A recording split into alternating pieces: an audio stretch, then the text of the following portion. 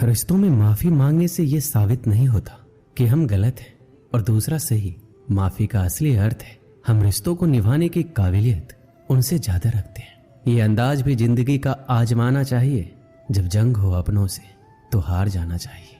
कोई भी रिश्ता बनाना इतना आसान है जैसे मिट्टी पर मिट्टी लिखना, पर उसे निभाना उतना ही मुश्किल है जैसे पानी पर पानी से पानी लिखना। कोई टूटे तो उसे सजाना सीखो, कोई रूठे तो उसे मनाना सीखो। रिश्ते तो मिलते हैं भाग्य से, बस उन्हें खूबसूरती से निभाना सीखो। अपना और पराया क्या है? मुझे तो बस यही पता है, जो भावनाओं को समझे वो अपना, और जो भावना से परे हो वो पराया। प्यार इंसान से करो, उसकी आदत से नहीं। रूठो उनकी बातों से मगर उनसे नहीं। भूलो उनकी गलतियां पर उन्हें नहीं, क्योंकि रिश्तों से बढ़कर कुछ भी नहीं।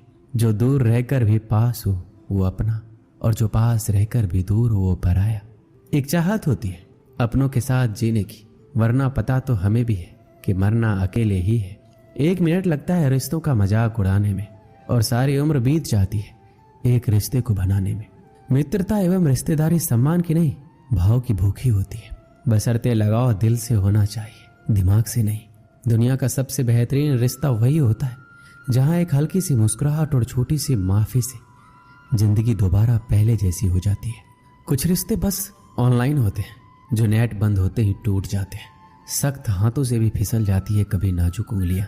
रिश्ते जोर से नहीं, प्यार मोहब्बत से पकड़े जाते हैं। तेरा मेरा रिश्ता जज्बात से जुड़ा है, ये वो संगम है जो बिन मुलाकात से जुड़ा है। रिश्तों को शब्दों का मोहताज ना बनाइए। अगर अपना कोई खामोश है तो खुद ही आवाज लगाइए। मिलना बिछड़ना नसीब की बात है, ये वो बंधन है जो तेरी खुशी और मेरी चाहत के एहसास से जुड़ा है। रिश्ते कभी जिंदगी के साथ साथ नहीं चलते, रिश्ते एक बार बनते हैं फिर जिंदगी रिश्तों के साथ साथ चलती है। जरूरी नहीं कि सारे सबक किताबों से ही सीखे जाए, कुछ सबक जिंदगी और रिश्ते सिखा देते हैं। रिश्ता दिल से होना चाहिए, शब्दों से नहीं। नाराजगी शब्दों में होनी चाहिए, मन में नहीं। हर रिश्ते में अमृत बरसेगा, शर्त इतनी है शरारतें करो पर साजिशें नहीं। कुछ लोग पिघलकर मोम की तरह रिश्ते बनाते हैं और कुछ लोग आग बनकर उन्हें जलाते ही जाते हैं। रिश्ते तो वो बड़े नहीं होते जो जन्म से जुड़े होते हैं, रिश्ते वो बड़े होते हैं जो दिल से जुड़े होते हैं। वक्त, दोस्त और रिश्ते ये वो चीज है जो हमें मुफ्त मिलती है, मगर इनके बेशकीमती होने का एहसास तब होता है जब ये कहीं खो जाती है। किसी भी रिश्ते को तोड़ने से पहले एक बार अपने आप से जरूर पूछ लीजिएगा कि आज तक इस रिश्ते को क्यों निभा रहे थे। रिश्ते अगर मजबूर हो तो वो रिश्ता ज्यादा दिन तक नहीं टिकता, इसलिए रिश्ते को मजबूत बनाइए, मजबूर नहीं। जो रिश्ता हमको रिला दे उससे गहरा रिश्ता कोई नहीं, जो रिश्ता रोते हुए छोड़ दे उससे कमजोर रिश्ता कोई नहीं। अपने रिश्तों और पैसों की कदर एक समान करें। दोनों को कमाना मुश्किल है लेकिन गंवाना बहुत आसान। बुरे वक्त में जो भी रिश्ता निभाए उससे बढ़कर कोई रिश्ता नहीं। रिश्तों का संबंध सिर्फ रक्त से नहीं होता, जो मुसीबत में हाथ थाम ले उससे बड़ा कोई रिश्ता नहीं होता। हर रिश्ते में विश्वास रहने दो, जुबान पर हर वक्त मिठास रहने दो। रिश्ता वो नहीं जिसे दुनिया को दिखाया जाए, सच्चा रिश्ता वो है जिसे दिल से निभाया जाए। कभी वो ना मिलने आए तो तुम चले जाया करो, ये रिश्ते हैं कोई व्यापार नहीं। एक अच्छा रिश्ता तब होता है जब कोई आपके अतीत को स्वीकार करे, आपके वर्तमान का समर्थन करे और आपके भविष्य को प्रोत्साहित करे। चाहे मित्रता हो या संबंध, सभी बंधन विश्वास पर ही निर्मित होते। इसके बिना आपके पास कुछ भी नहीं। 3 चीजें जो मैं एक रिश्ते में चाहता हूं: आंखें जो ना रोए, होठ जो झूठ ना बोले और प्यार जो ना मरे। सभी रिश्तों का एक नियम है, जिस व्यक्ति से आप प्यार करते हैं उसे कभी भी अकेला महसूस ना करने दें, खासकर जब आप वहां हो। मिलना बिछड़ना तो सब किस्मत का खेल है, कभी नफरत तो कभी दिलों का मेल है। यूं तो हर रिश्ता बिक जाता है इस दुनिया में, सिर्फ दोस्ती ही यहाँ नहीं बिकती है। दोस्ती सिर्फ पास होने का नाम नहीं है। अगर तुम दूर रहकर भी हमें याद करो, इससे बड़ा हमारे लिए कोई इनाम नहीं। दोस्ती करो हमेशा मुस्कुरा के, किसी को धोखा ना दो अपना बना के। कर लो याद जब तक हम जिंदा हैं, फिर ना कहना चले गए दिल में यादें बसा के। दोस्ती में ताकत है समर्थ को झुकाने की, बाकी सुदामा में कहाँ ताकत थी श्री कृष्ण से पैर धुलवाने की। सवाल पानी का नहीं प्यास का है, सवाल मौत का नहीं सांस का है। दोस्त तो बहुत है दुनिया में, मगर सवाल दोस्ती का नहीं विश्वास का है। एक चाहत है तेरे साथ जीने की, वरना पता तो हमें भी है कि मरना तो अकेले ही है। जिंदगी में बहुत सारे दोस्त बनाना कोई खास बात नहीं है, लेकिन एक ही दोस्त के साथ जिंदगी भर दोस्ती निभाना ये खास बात है। उसके कर्जदार और वफादार रहिए जो आपके लिए अपना वक्त देते हैं, वरना अंजाम की खबर तो कर्ण को भी थी, लेकिन बात दोस्ती निभाने की थी। भूला नहीं हूं किसी को कि मेरे भी बहुत अच्छे दोस्त हैं इस जमाने में, बस थोड़ी सी जिंदगी उलझ पड़ी है 2 वक्त की रोटी कमाने में। अपने दुश्मन को 1000 मौके दो कि वो आपका दोस्त बन जाए, लेकिन अपने दोस्त को एक भी ऐसा मौका ना दो कि वो आपका दुश्मन बन जाए। जब दोस्त तरक्की करे तो गर्व से कहना कि वो मेरा दोस्त है, और जब दोस्त परेशानी में हो तो गर्व से कहना कि मैं उसका दोस्त हूं। एक सच्चा दोस्त कभी आपके रास्ते में नहीं आता जब तक कि आप गलत रास्ते पे ना जा रहे हो। कौन कहता है कि दोस्ती बराबरी में होती है? सच तो ये है, दोस्ती में सब बराबर होते हैं। अनुभव कहता है कि एक वफादार दोस्त 1000 रिश्तेदारों से बेहतर होता है। एक दोस्त के साथ अंधेरे में चलना अकेले रोशनी में चलने से कहीं बेहतर है। हमारा उठना बैठना उन दोस्तों के साथ है जिन्होंने ना कभी परखा ना कभी धोखा दिया। एक सच्चा दोस्त हमारे जीवन में कई रिश्तों की कमी को पूरा कर देता है। ऐसे में हमारा भी ये दायित्व है कि हम भी अपने दोस्त के साथ हमेशा कंधे से कंधे मिलाकर खड़े रहें। दोस्ती की गाड़ी में 2 पहिए होते हैं, और एक भी पहिया अगर रास्ते से भटकता है तो इस गाड़ी को टूटने में वक्त नहीं लगता। इसीलिए आप किसी भी हाल में अपनी दोस्ती के गाड़ी के दोनों पहियों को संभाल कर रखिए। अगर आपकी दोस्ती में कोई भी छोटी मोटी गलतफहमी भी आती है तो भी अपने दोस्त को रूठ कर जाने मत दीजिए। एक आदमी मंदिर में सेवक था। उसका काम मंदिर की साफ सफाई करना था। भक्तों और श्रद्धालुओं द्वारा दिए गए दान में से थोड़ा बहुत उसे मंदिर के पुजारी द्वारा दे दिया जाता। इसी से उसका गुजर बसर चल रहा था। वो अपनी जिंदगी से बहुत परेशान और दुखी था। मंदिर में काम करते करते वह दिन भर अपनी जिंदगी को लेकर शिकायतें करता रहता। एक दिन शिकायत करते हुए भगवान से बोला, भगवान जी, आपकी जिंदगी कितनी आसान है, आपको बस एक जगह आराम से खड़े रहना होता है। मेरी जिंदगी को देखो, कितनी कठिन जिंदगी जी रहा हूं मैं। दिन भर कड़ी मेहनत करता हूँ, तब 2 रोटी नसीब हो पाती है। काश मेरी जिंदगी भी आपकी तरह होती। उसकी बात सुनकर भगवान बोले, तुम जैसा सोच रहे हो वैसा नहीं है। मेरी जगह रहना बिल्कुल आसान नहीं है। मुझे बहुत सारी चीजें देखनी पड़ती है, बहुत सी व्यवस्थाएं करनी पड़ती है।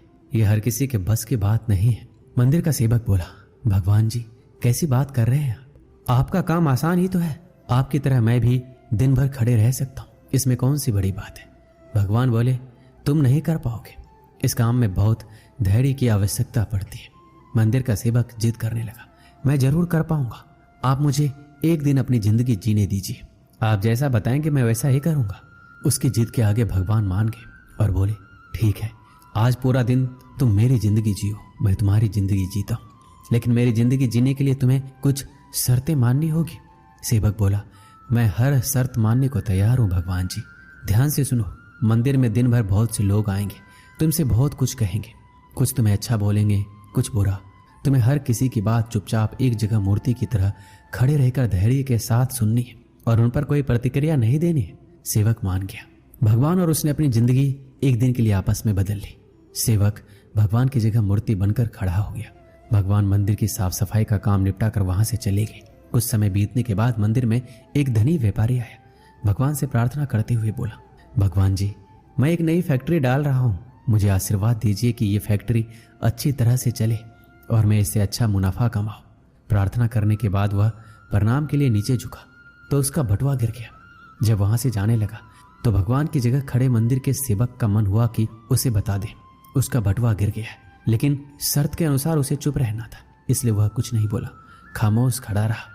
इसके बाद एक गरीब आदमी वहां आया और भगवान से बोला, भगवान जी, बहुत गरीबी में जीवन काट रहा हूँ, परिवार का पेट पालना है, माँ की दवाई की व्यवस्था करनी है, समझ नहीं पा रहा हूँ इतना सब कुछ कैसे करूँ। आज देखो मेरे पास बस 1 रुपया है, इससे मैं क्या कर पाऊंगा? आप ही कुछ चमत्कार करो, मेरे लिए धन की व्यवस्था कर दो। प्रार्थना करने के बाद जैसे ही वह जाने को हुआ, उसे नीचे गिरा व्यापारी का बटुआ दिखाई दिया। उसने बटुआ उठा लिया और भगवान को धन्यवाद देते हुए बोला, भगवान जी, आप धन्य हैं, आपने मेरी प्रार्थना इतनी जल्दी सुन ली। इन पैसों से मेरा परिवार कुछ दिन भोजन कर सकता है, माँ की दवाई की भी व्यवस्था हो जाएगी। भगवान को धन्यवाद देकर वहां से जाने लगा। तब भगवान बने मंदिर के सेवक का मन हुआ कि उसे बता दे कि वह बटुआ तो व्यापारी का है, उसे मैंने नहीं दिया, वो जो कर रहा है वह चोरी है। लेकिन वह चुप रहने के लिए विवश था, इसलिए मन मारकर चुपचाप खड़ा रहा। मंदिर में आने वाला तीसरा व्यक्ति एक नाविक था। वह 15 दिन के लिए समुद्री यात्रा पर जा रहा था। भगवान से उसने प्रार्थना की कि उसकी यात्रा सुरक्षित रहे और वह स्वकुशल वापस आ सके। वह प्रार्थना कर ही रहा था कि धनी व्यापारी वहां आ गया। वह अपने साथ पुलिस भी लेकर आया था। नाविक को देखकर वह पुलिस से बोला, मेरे बाद ये मंदिर में आया है, इसने जरूरी मेरा बटुआ चुराया होगा, आप इसे गिरफ्तार कर लीजिए। पुलिस नाविक को पकड़कर ले जाने लगी। भगवान बने आदमी को अपने सामने होता यह अन्याय सहन नहीं हुआ। शर्त अनुसार उसे चुप रहना था, लेकिन उसे लगा कि यह बहुत गलत हो चुका है। यदि अब मैं चुप रहा तो एक बेकसूर आदमी को व्यर्थ में ही सजा भुगतनी पड़ेगी। उसने अपनी चुप्पी तोड़ते हुए कहा, आप गलत व्यक्ति को पकड़कर ले जा रहे हैं। यह बटुआ इस नाविक ने नहीं बल्कि इससे पहले आए गरीब व्यक्ति ने चुराया है। मैं भगवान हूं, मैंने सब कुछ देखा है। पुलिस भगवान की बात कैसे नहीं मानती। उनकी बात मानकर उन्होंने नाविक को छोड़ दिया और उस गरीब आदमी को पकड़ लिया जिसने बटुआ लिया था। शाम को जब भगवान वापस आए तो मंदिर के सेवक ने पूरे दिन का वृतांत सुनाते हुए गर्व के साथ बताया कि आज मैंने एक व्यक्ति के साथ अन्याय होने से रोका। देखिए, आपकी जिंदगी जीकर मैंने कितना अच्छा काम किया है। उसकी बात सुनकर भगवान बोले, ये तुमने क्या किया? मैंने तुमसे कहा था चुपचाप मूर्ति बनकर खड़े रहना, लेकिन वैसा ना कर तुमने मेरी पूरी योजना पर पानी फेर दिया। उस धनी व्यापारी ने बुरे कर्म करके इतना धन कमाया है। यदि उसमें से कुछ पैसे गरीब आदमी को मिल जाते तो उसका भला हो जाता और व्यापारी के पाप भी कुछ कम हो जाते। जिस नाविक को तुमने समुद्री यात्रा पर भेज दिया है, अब वह जीवित वापस नहीं आ पाएगा। समुद्र में बहुत बड़ा तूफान आने वाला है। यदि वह कुछ दिन जेल में रहता तो कम से कम बच जाता। सेवक की ये बात सुनकर एहसास हुआ कि वो बस वही देख पा रहा था जो आंखों के सामने हो रहा था। उन सब के पीछे की वास्तविकता को वह देख नहीं पा रहा था। जबकि भगवान जीवन के हर पहलू पर विचार अपनी योजना बनाते हैं और लोगों के जीवन को चलाते हैं। इस कहानी से हमें क्या सीख मिलती है? हम सब भी भगवान की योजनाओं को समझ नहीं पाते। जब हमारे साथ कुछ गलत हो रहा होता है या हमारे हिसाब से कुछ नहीं हो रहा होता है तो अपना धैर्य खोकर हम भगवान को दोष देने लगते हैं। हम ये समझ नहीं पाते हैं कि इन सब के पीछे भगवान का कोई ना कोई योजना छुपी हुई है। ऐसे समय में हमें भगवान पर विश्वास रखकर धैर्य करने की आवश्यकता है। इसलिए चिंता ना करें। यदि आपकी मर्जी से कुछ नहीं हो रहा है तो इसका अर्थ है कि वह भगवान की मर्जी से हो रहा है, और भले ही देर से सही, भगवान की मर्जी से सब अच्छा ही होता है। दोस्तों, इस वीडियो में बस इतना ही। मिलते हैं अगली वीडियो में। अपना ख्याल रखिएगा। धन्यवाद। जय श्री कृष्ण।